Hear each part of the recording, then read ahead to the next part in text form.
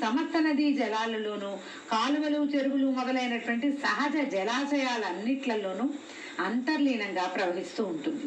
స్నానంతో పవిత్రులైన పుణ్యప్రదమైన శరీరంతో చేసేటువంటి దాన ధర్మాలు అనంతమైన ఫలితాన్ని ఇస్తాయి.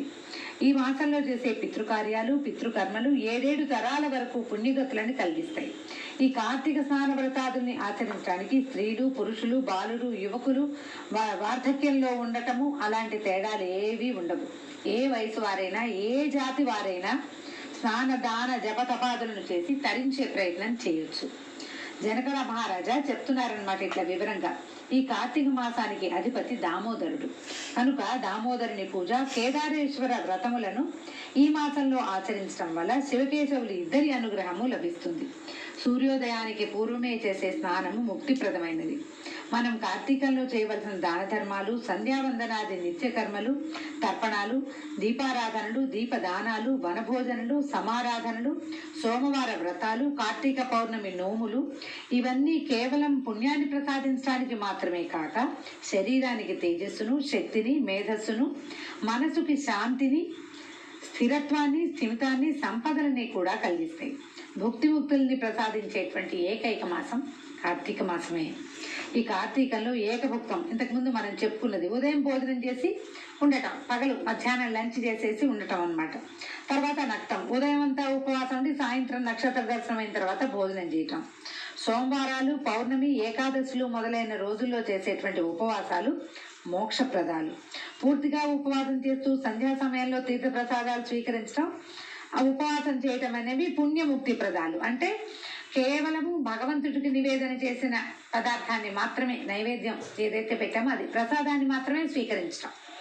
నివేదన చేయని ఏ పదార్థాన్ని ఎవరింట్లోనూ తీసుకోకపోవటం కూడా ఒక ఉపవాస లక్షణం. అది కూడా చేయొచ్చు అనమాట. వారంతటి వారుగా ఇతరులు పెట్టిన దానినే భుజించదంటే సొంతంగా ఉండి వంట చేసుకోకుండా ఎవరైనా పెట్టింది మాత్రమే భుజిస్తూ ఉండటం కూడా ఒక రకమైన ఉపవాసం.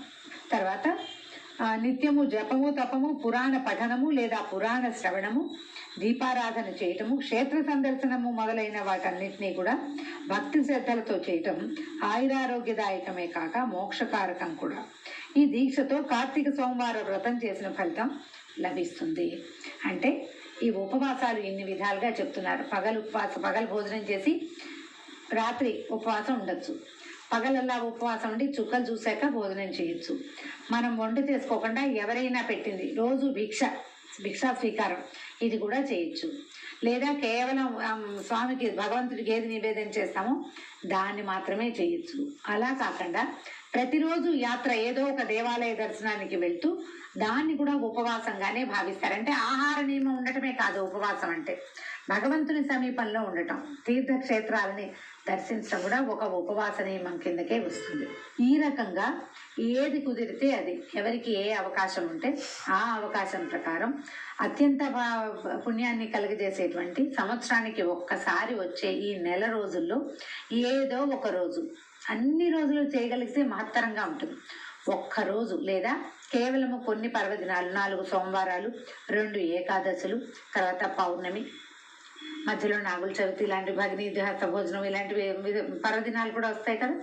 ఈ దినాలలో అయినా కూడా కనీసం మనం పొద్దున్నే తెల్లవారుజామునే స్నానం చేయటము దీపారాధన చేసుకోవటము దేవాలయంలో దీపం వెలిగించటము ఇవి కాకుండా దేవాలయంలో వెలిగించేటువంటి ఆకాశ దీప దర్శనం చేయటము జ్వాలాతోరణం వెలిగిస్తారు జ్వాలాతోరణ దర్శనం చేయటం ఏదో ఒక పుణ్యకార్యాన్ని కనుక చేయగలిగితే ఇంకా దీపం పెట్టుకోవడం దీపదానం చేయటము పళ్ళు కూరలు దానం చేయటము ఆహారాన్ని దానం చేయటము ఎవరికైనా భోజనాన్ని పెట్టించడము అట్లాంటిది ఏది చేసినా కూడా అద్భుతమైన ఫలితాన్ని ఇస్తుంది. చాలా మనసుకి సంతోషంగా కూడా ఉంటుంది. స్నానము విశేషమైన నియమం, అది చేయగలిగితే అదృష్టం. అనారోగ్యంతో ఉన్నవాళ్ళు పెద్దవాళ్ళు గర్భవతులు చంటి పిల్లల తల్లులు ఒక స్నానం చేయగానే వెంటనే జలుబు చేసే లక్షణం ఉన్న వాళ్ళు వీరు చేయలేకపోతారు కదా. కేవలం పర్వదినాల్లో అయినా కూడా ఈ విధిని పాటించి ఈ అత్యంత పుణ్యఫలప్రదం అయినటువంటి కార్తీక మాసాన్ని మనం మన యొక్క గ్రహ బాధల నుంచి తప్పించుకోవటానికి కానీ పూర్వజన్మకృతమైనటువంటి రకరకాల కర్మానుభవాల నుంచి తప్పించుకోవటానికి కానీ ఈ మాసాన్ని మనకి అనుగుణంగా ఉపయోగించుకోవాలి భగవత్ సేవతోటి. దీంతో మొదటి రోజు పారాయణ ముగిసింది. మళ్ళీ రేపు ఉదయమే కలుసుకుందాం. నమస్కారం.